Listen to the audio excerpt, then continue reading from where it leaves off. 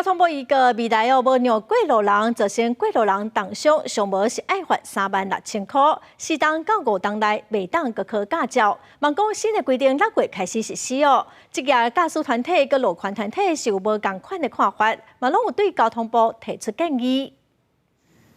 顶个月初，一个学生囡仔伫台北市的内湖，行伫斑马线，遭互乌多摆弄着，好佳再无安全。为着处理车无停让，台北市交通大队以人力配科技执法，今年1月到4月，处理件数是比去年同期增加28%。今年这个1至4月，我们总共取得10756件，比这个去年同期8403件，增加了2353件。 交通部嘛，预告修正违反道路交通管理事件统一裁罚基准和处理细则。若是无让行人造成轻伤，起罚的金额是10000；吊扣驾照1年到2年，互人重伤也是死亡的，除了起罚的金额是36000，而且吊销驾照4年到5年未当搁考照。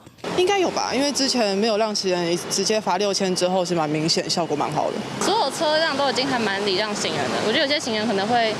反而是行人有些红灯会继续行走。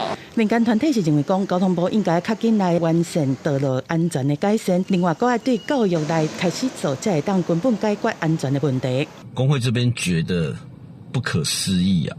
原来我们的政府对于处理道路交通安全这件事情，只有一个面向，就是罚则。 要降低行人死伤，保护行人安全，还是要强调道路工程跟教育这2方面。因为执法只能在危险发生后做事后的补救。